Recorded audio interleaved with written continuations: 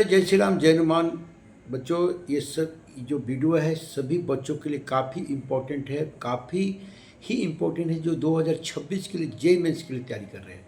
खासतौर से उन बच्चों के लिए जो फ्रेशर है, यानी फर्स्ट बार जेई मेंस 2026 का एग्ज़ाम देने जा रहे हैं, और जो ड्रॉपर हैं जो 1 या 2 अटैम्प्ट दिए हैं उनको तो पता है कि जेई मेंस का एग्ज़ाम कब होता है, कितने पेपर आते हैं, मेंस क्वालिफाई करने के बाद एडवांस में कौन बच्चे जाते हैं, उसके बाद किन बच्चों को आईआईटी में एडमिशन मिलता है, किन बच्चों को एनआईटी में मिलता है, किन बच्चों को जीएफटी में मिलता है, किन बच्चों को प्राइवेट कॉलेज में या किसी स्टेट कॉलेज में मिलता है।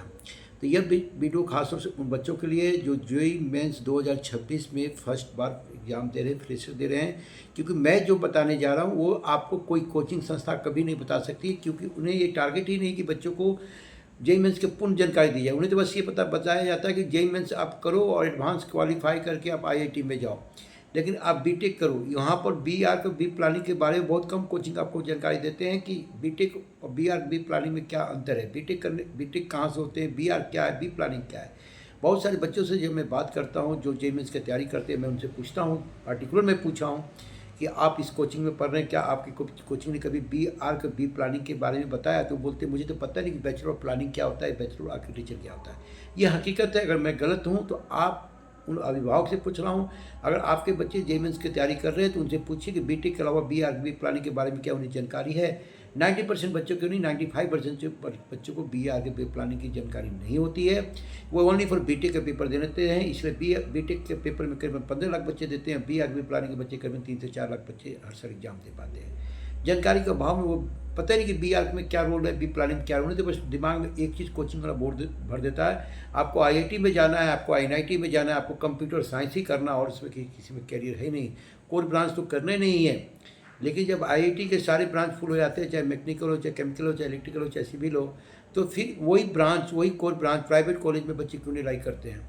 क्योंकि कॉलेज अच्छा होता है। जब कॉलेज बच्चों को अच्छे मिलते हैं तो कोई भी ब्रांच वाले लेकर पढ़ने के लिए सेटिस्फाइड हो जाते हैं।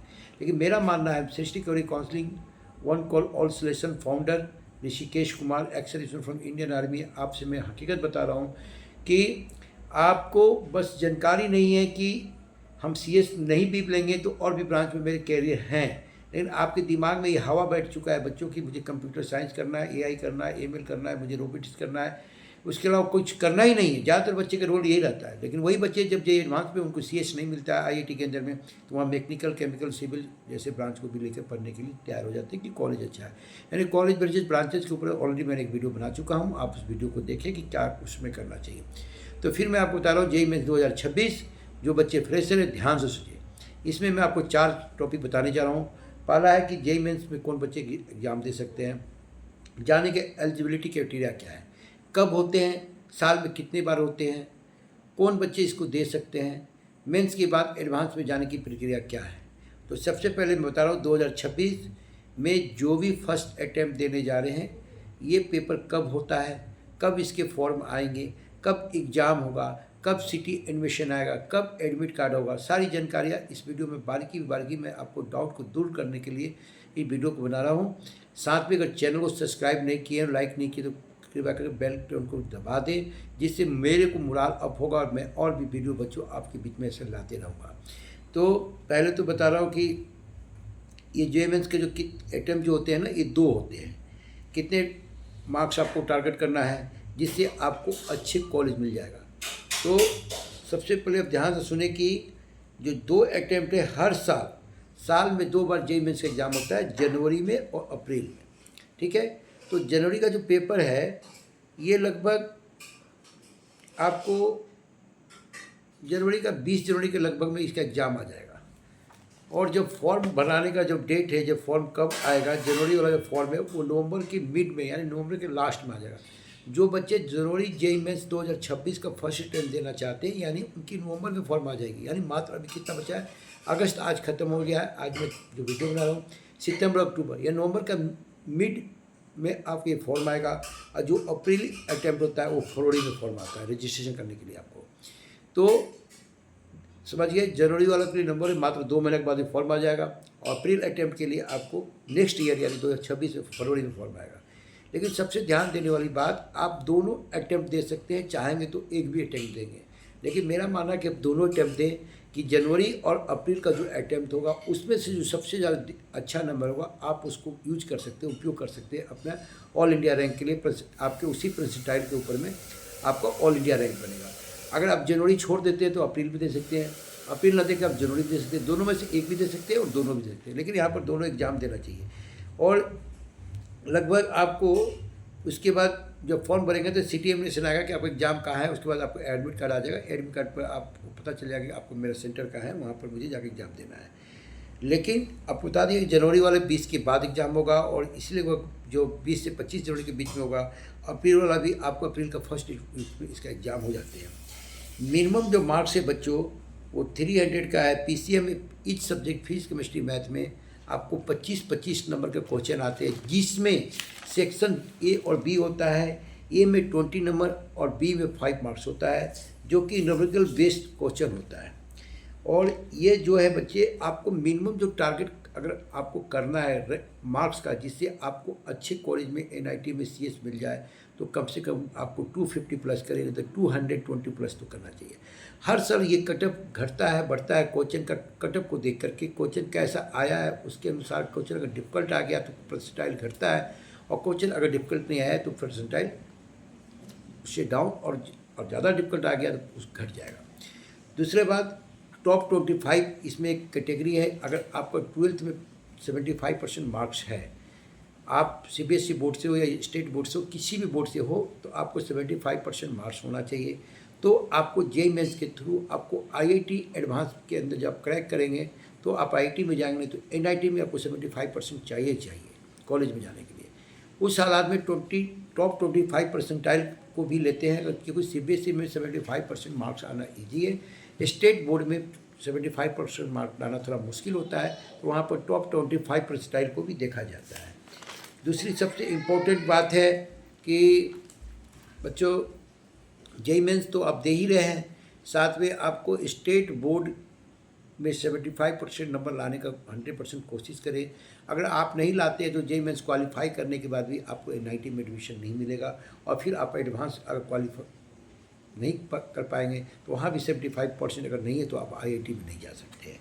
तो फिर आप कहाँ जाएंगे, तो फिर आपको प्राइवेट कॉलेज में इसका आप वहाँ पर बहुत सारे कॉलेज में 75% क्राइटेरिया को यूज़ नहीं करते, तो आपको वहाँ पर एडमिशन मिल जाएगा।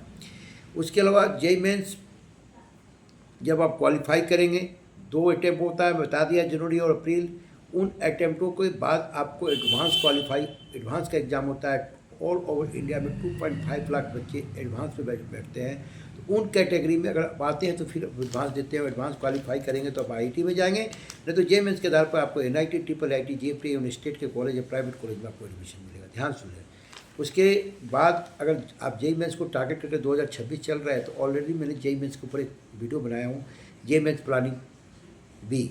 तो प्लानिंग B भी आप साथ में लेके चले कि प्लान A तो आपका बस JEE मेंस का फोकस होना ही चाहिए, टारगेट आपका IIT होना चाहिए। NIT अगर नहीं हो पाता है तो प्लान B में बहुत सारे कैरियर अच्छे मैंने ऑलरेडी उस पर वीडियो बनाया हूँ, उस वीडियो को देखें, दोस्तों के बीच में शेयर करें।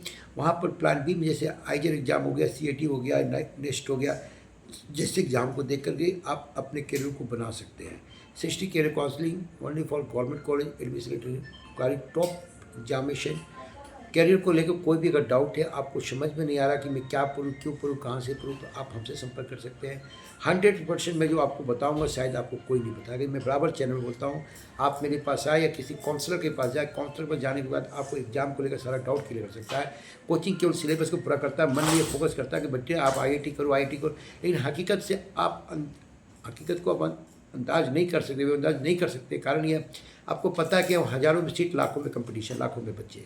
तो इस हकीकत को मैं आपको नेगेटिव नहीं बोला, अल्टरनेट प्लानिंग B पक्का JEE मेंस 2026 के बच्चे अपने साथ लेके चलें, जिससे उनको धोखा खाना ना मिले। क्योंकि बहुत सारे बच्चे मिलेंगे ड्रॉप 2026 में जो फर्स्ट अटैम्प्ट सेकंड अटैम्प्ट देने के बाद भी थर्ड अटैम्प्ट में जब देते हैं तो उन्हें पता चल जाता है कि काश में सेकंड या फर्स्ट अटैम्प्ट में ही कहीं किसी कॉलेज में एडमिशन ले लेता। IIT ही सब कुछ नहीं जीवन में बहुत कुछ है। NIT सब कुछ नहीं, उससे भी अच्छी चीज़ें हैं, उससे अच्छे कोर्सेज हैं, कॉलेजें हैं, लेकिन आप वहाँ तक कैसे पहुँच पाएंगे, उस कैरियर में कैसे पहुँच पाएंगे, जब आप अपने एक अच्छे काउंसलर के पास जाते हैं। कैरियर काउंसलर एक ऐसी भूमिका निभाता है जो आपको बता सकता है कि बेटा आप ऐसे नहीं, ऐसे करो, ऐसे नहीं करो, ऐसे करो। हर बच्चा के पास वह हुनर है जो अपने कैरियर को बना सकता है, लेकिन बस एक वो गलत मैं क्या बोल सकता हूँ उसको कि जिसको देखो बस जेई एडवांस। अरे यार वहाँ तो कुछ ही हज़ार सीट है, कैसे नहीं होगा? तो जेई एडवांस नहीं होगा, 90 तो और भी तो कैरियर है ना। तो मैं प्लानिंग बी को देखो या अल्टरनेट प्लानिंग बी, इंजीनियरिंग छोड़ के किसी और फील्ड में आ जाओ, बीबीए एलएलबी आ जाओ, बीबीए एमबीए आ जाओ, वहाँ भी करियर है। बस कॉलेज आपका अच्छा होना चाहिए। तो कैसा लगा वीडियो जे मेंस 2026? और इसके ऊपर आपको अगर कोचिंग को लेकर डाउट है तो मैं आपको बता दिया 250 नंबर मिनिमम, तो 200 से 250 नंबर लाते हैं तो आपको एनआईटी में सीएस ब्रांच मिल सकता है। उसके अलावा आपको इंग्लिश में जनरल ओबीसी ईडब्ल्यूएस के लिए 75% मार्क्स, एससी एसटी के लिए 75% 65% मार्क्स, पीडब्ल्यू के लिए इंक्लूडिंग वही है। आपको बता दिया कि यहाँ पीसीएम का पेपर है, group A group B 25 number 25 question इस सब्जेक्ट, 4 नंबर का एक क्वेश्चन, साथ में माइनस मार्किंग भी है। अगर इसके अलावा आपको लगता है कि मुझसे कुछ और जानकारी चाहिए जेईई मेंस को लेकर तो कमेंट बॉक्स में लिखें या करियर काउंसलिंग 7903895263 पर आप अपना नाम और स्टेट लिखकर मुझे मैसेज कर सकते हैं। मैं आपको पूर्ण विवरण, आपको सही विवरण व्हाट्सएप के माध्यम से शेयर करूँगा। बच्चों, चैनल को प्लीज़ सब्सक्राइब करें और दोस्तों के बीच में शेयर करें। जेईई मेंस 2026 में जाने के लिए मैंने ये जो वीडियो बनाया कैसा लगा कमेंट बॉक्स में जरूर लिखें। जय हिंद, जय भारत।